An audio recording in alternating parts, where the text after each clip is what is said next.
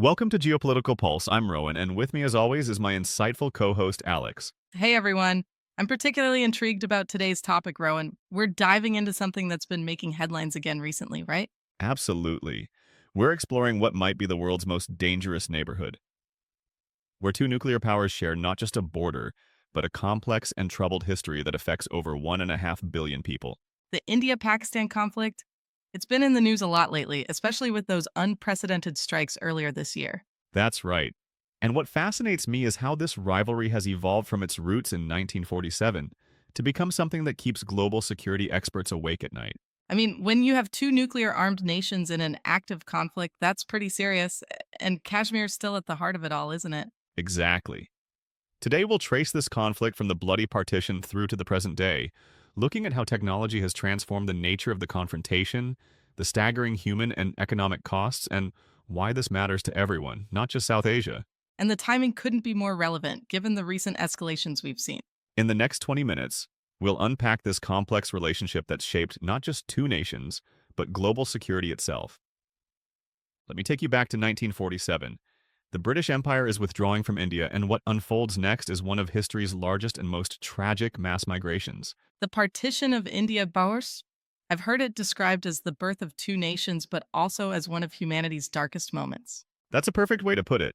Imagine this. In just a few months, 15 million people were forced to leave their homes.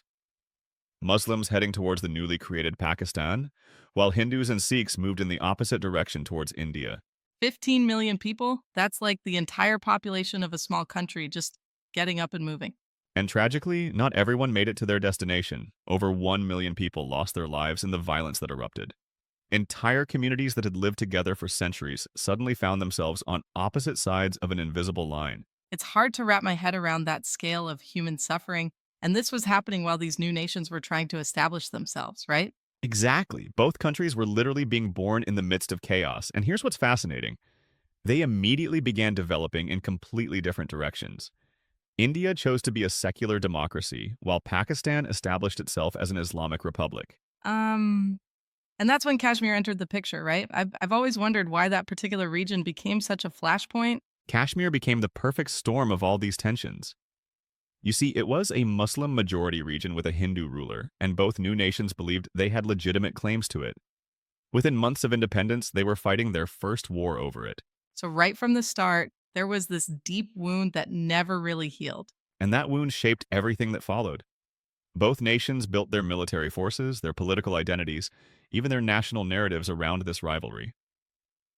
Think about it. Entire generations have grown up knowing nothing but this tension. I've heard people say that partition still affects how Indians and Pakistanis see themselves today. Is that true? Absolutely. The partition didn't just draw lines on a map, it created two distinct national identities. Pakistan defined itself specifically as a homeland for South Asian Muslims, while India embraced a multi-religious, secular identity. That's fascinating. So, these completely different approaches to nationhood were baked in from the very beginning. And here's what's really crucial to understand. These contrasting identities made traditional conflict resolution incredibly difficult. When two nations have such fundamentally different views of what they should be, finding common ground becomes exponentially harder. It's like they're speaking completely different languages when it comes to resolving their differences. Precisely. And you know what's particularly poignant? Many of the people who experienced partition firsthand are still alive today. Their memories, their trauma, their stories. They're not just history. They're living testimony to how this massive upheaval shaped both nations. That really brings home why this conflict feels so personal for so many people on both sides. And that personal dimension is key to understanding why traditional diplomatic solutions often fall short. We're not just dealing with border disputes or resource conflicts, we're dealing with deeply embedded historical trauma that's been passed down through generations. It's like the shadow of partition still looms over everything, even 78 years later. And that shadow has only grown more complex with the addition of nuclear weapons, terrorism, and modern geopolitical pressures. But to understand those elements, we first need to look at how this rivalry evolved in the decades following partition. Let's fast forward to 1998. Both India and Pakistan shocked the world by conducting nuclear tests within weeks of each other. This wasn't just another chapter in their rivalry, but it fundamentally changed the nature of the conflict. I remember reading about this. It basically turned their conventional military standoff into something much more serious, right? Exactly. Think about this. Before 1998, their conflicts, while dangerous, had clear limits. But introducing nuclear weapons? That changed everything. Suddenly, every minor border skirmish carried the theoretical potential for catastrophic escalation. Um, but hasn't the presence of nuclear weapons actually prevented another major war? You know, like the whole mutually assured destruction thing we saw during the Cold War? That's a really astute observation. It's created what experts call the stability-instability paradox. While nuclear weapons make all-out war less likely, they've actually enabled more low-level conflicts because both sides believe the other won't escalate too far. So it's like they're playing chicken but with nuclear weapons? That sounds terrifying. And here's what makes it even more concerning. Both countries have developed tactical nuclear weapons. These are smaller, battlefield nuclear weapons that blur the line between conventional and nuclear warfare. Wait, so you're saying they have nuclear weapons designed to be used in actual battles? How is that not more widely discussed? It's particularly worrying because Pakistan has explicitly stated they might use tactical nuclear weapons to counter India's conventional military advantage. They call it their full-spectrum deterrence policy. But wouldn't using any nuclear weapon, even a small one, risk starting a nuclear war? That's the terrifying calculus at play. India has responded by developing what they call a cold start doctrine, a strategy to launch limited conventional military operations so quickly that Pakistan wouldn't have time to consider the nuclear option. This sounds like an incredibly dangerous game of military chess. And it gets even more complicated. Both nations have been modernizing their nuclear delivery systems. Submarines, missiles, aircraft, they're creating what nuclear strategists call a credible second strike capability. You'll have to explain that one to me, Rowan. It means that even if one country were to be hit first, they could still launch a devastating counterattack. For instance, India's nuclear submarines can stay hidden underwater for months, making them virtually impossible to eliminate in a first strike. I'm getting why global security experts lose sleep over this. But how has the international community responded? Well, neither country has signed the Nuclear Non-Proliferation Treaty, and both face different levels of international pressure. But here's what's fascinating. Their nuclear programs have actually given them more diplomatic leverage globally. Sounds like the nuclear factor has completely transformed not just their military relationship, but their whole diplomatic dynamic. Absolutely. And you know what's particularly interesting? The presence of nuclear weapons has forced both sides to develop new ways of competing below the threshold of major conflict. Like what? Cyber warfare, economic competition, proxy conflicts. They've had to find ways to pursue their interests without risking nuclear escalation. It's created this strange situation where they're simultaneously more cautious and more adventurous. So the nuclear dimension hasn't really solved anything, it's just changed how they fight? Exactly, and perhaps most concerning is how this nuclear rivalry affects regional stability. Every crisis between India and Pakistan now carries global implications. The international community can't afford to ignore even minor escalations. Because any conflict could potentially go nuclear. Right. And that's why understanding how we got here from partition through to nuclear proliferation is crucial for anyone trying to grasp modern global security challenges. This isn't just about two countries anymore. It's about the future of nuclear deterrence in an increasingly unstable world. There's another crucial layer to this conflict we need to explore: Kashmir. While we touched on it earlier, the situation there has evolved into something far more complex than just a territorial dispute. Right, and it's still making headlines today. Didn't India make some pretty dramatic changes to Kashmir's status recently? They did. In 2019, India revoked Article 370 of its constitution, which had given Kashmir special autonomous status. This was a massive shift that completely changed the dynamics of the region.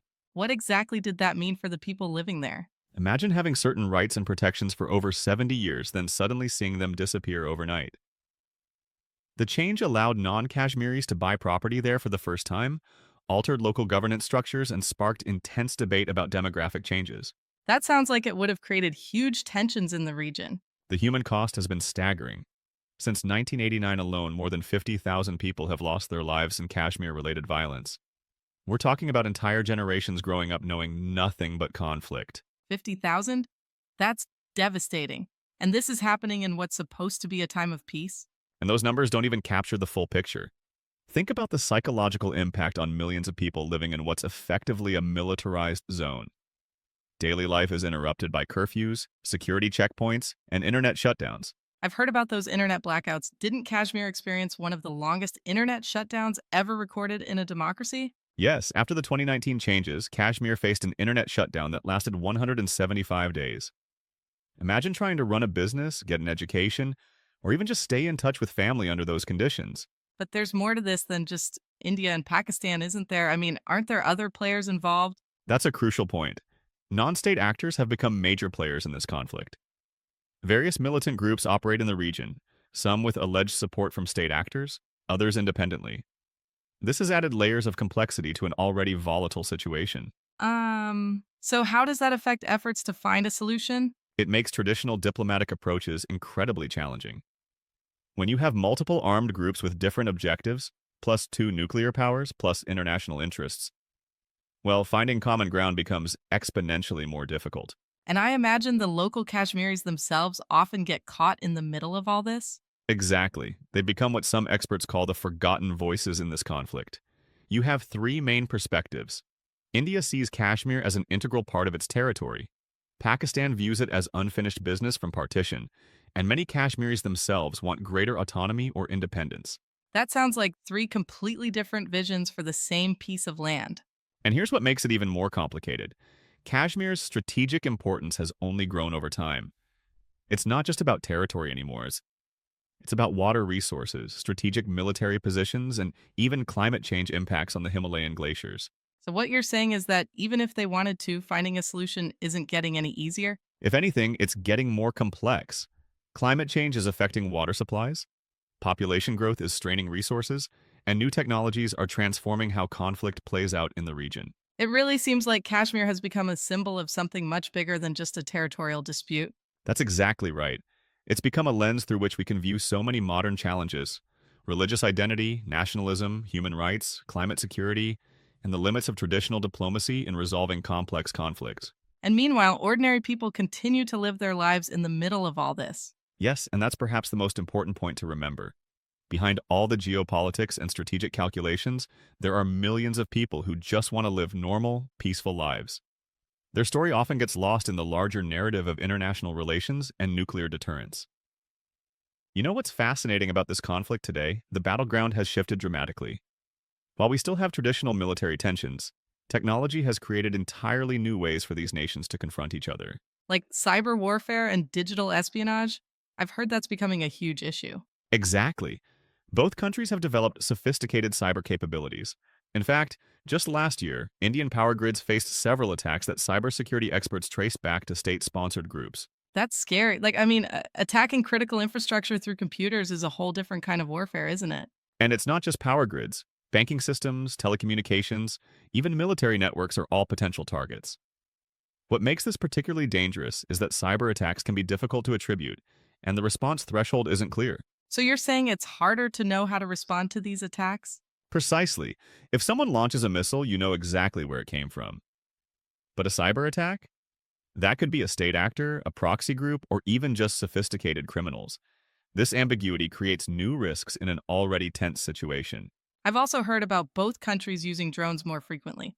That's changed things too, right? Absolutely. Both India and Pakistan have invested heavily in drone technology.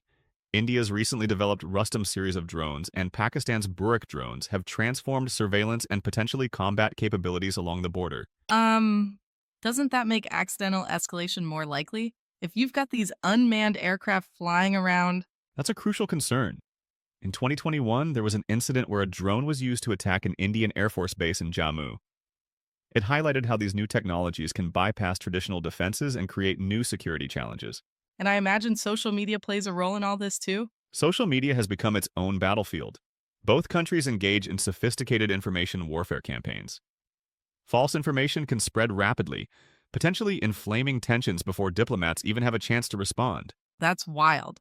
So now they have to worry about tweets and TikToks potentially sparking a crisis? And artificial intelligence is adding another layer of complexity. Both nations are developing AI capabilities for military applications. Everything from automated threat detection to predictive analysis of enemy movements. Wait, so they're using AI to try to predict what the other side might do? Exactly, but here's what's particularly interesting. These technological advances are actually making the conflict more unpredictable, not less. Every new capability creates new vulnerabilities and new ways for misunderstandings to occur. Sounds like technology is making everything more complicated rather than helping solve the underlying issues. And there's another crucial aspect: Satellite technology. Both countries have developed sophisticated space programs with surveillance satellites monitoring every move along the border. It's created this situation of constant mutual observation. So they're watching each other 24/7 from space? That must affect how they operate. It does, and it's not just military operations. These satellites track everything from troop movements to infrastructure development. They can even monitor environmental changes that might have strategic implications. Like what? For instance, they can track water resources, which is becoming increasingly important as climate change affects the region. They can also monitor construction activities, military installations, even patterns of civilian movement. It's like they're playing this incredibly high tech game of chess, but with real world consequences. That's a perfect analogy, and just like in chess, each new technological capability forces both sides to adapt their strategies. The challenge is doing this without triggering an escalation that could have catastrophic consequences. There's another crucial aspect of this conflict we haven't touched on yet: the staggering economic and human costs of maintaining this perpetual state of tension. I imagine keeping up this level of military readiness must be incredibly expensive. The numbers are mind-boggling. Together, India and Pakistan spend over $100 billion annually on their military forces. Just think about that. That's money that could be going to education, healthcare, or infrastructure. 100 billion every year? That's more than the entire GDP of many countries. And here's what's particularly tragic. This military spending often comes at the direct expense of poverty reduction efforts. Both countries still have significant populations living below the poverty line, yet they feel compelled to maintain these massive military budgets. I've also heard that trade between the two countries is pretty limited, right? That must have huge economic implications. Absolutely. Economic experts estimate that normalized trade relations could increase bilateral trade from its current $3 billion to over $37 billion annually. The artificial barriers created by this conflict are essentially leaving billions of dollars on the table. So it's not just about what they're spending, but also about what they're losing in potential economic growth. Exactly. Think about the lost opportunities: restricted air routes that force planes to fly longer distances, complicated visa processes that limit tourism and business travel, barriers to cultural and educational exchange. And I imagine all of this has a real human impact beyond just the numbers. The psychological toll is enormous. Studies have shown increased rates of anxiety, depression, and post-traumatic stress disorder in border regions. Children growing up in these areas often show signs of developmental issues related to constant stress. That's heartbreaking, especially since it's affecting generation after generation. And there's another hidden cost we rarely discuss: brain drain. Many talented young people from both countries choose to leave, seeking more stable environments elsewhere. This represents a huge loss of human capital. So the conflict isn't just costing money, it's literally driving away some of their brightest minds. Precisely. And here's another fascinating aspect: the conflict affects economic decision-making in subtle ways. Foreign investors often view the region as inherently risky, leading to higher borrowing costs and fewer investment opportunities. Um, it's like this tension creates this invisible tax on everything they try to do. That's a brilliant way to put it. Even simple things become complicated. For instance, a journey that should take a few hours might require days of travel because direct routes are closed. Businesses have to maintain duplicate supply chains because they can't rely on regional integration. And I suppose all these costs just keep adding up year after year. They do, and they compound over time. Think about the opportunity cost of all those resources being directed toward military spending instead of innovation, education, or environmental protection. We're talking about decades of delayed development. It really makes you wonder what these two countries could achieve if they weren't locked in this constant struggle. Absolutely. Some economists estimate that regional cooperation could boost both economies by as much as 2 to 3% annually. Over time, that represents trillions of dollars in lost potential growth. When you put it that way, the true cost of this conflict seems almost incalculable. And perhaps most troubling is how these economic burdens tend to fall most heavily on the poorest segments of society. Military spending often comes at the expense of social programs and basic services. So it's creating this cycle where the conflict makes it harder to address poverty, which in turn can create more social tensions. Exactly. It's a self-perpetuating cycle that affects everything from healthcare access to educational opportunities. And remember, we're talking about a region that's home to nearly a quarter of humanity. You know, after exploring this conflict in depth, what strikes me most is how it represents so much more than just a regional dispute. It's really a case study in how historical grievances can become intertwined with modern challenges. Right. We've seen how everything from nuclear deterrence to cyber warfare has been layered onto what started as a territorial conflict. It's like each generation adds new complexity to an already difficult situation. And that's what makes finding solutions so challenging. We're not just dealing with borders and military tensions anymore. We're talking about water security, climate change, artificial intelligence, and the aspirations of over 1.5 billion people. The human cost is what really stays with me. 50,000 lives lost, billions spent on weapons instead of development, and entire generations growing up knowing nothing but tension. Yet despite all this, there are glimmers of hope. The fact that both nations have managed to prevent major war despite numerous crises shows that deterrence, however precarious, does work. Though it feels like they're trapped in this cycle of escalation and de-escalation, doesn't it? That's true. But you know what fascinates me? The incredible resilience of people in the region. Despite living under this constant shadow, communities on both sides continue to build, innovate, and dream of a better future. So what's the key takeaway for our listeners? That in today's interconnected world, no conflict exists in isolation. The India-Pakistan rivalry shows us how historical wounds, modern technology, and nuclear capabilities create challenges that affect us all. Understanding this complexity is the first step toward finding sustainable solutions. Thanks for listening. Don't forget to share it with your friends. See you next time.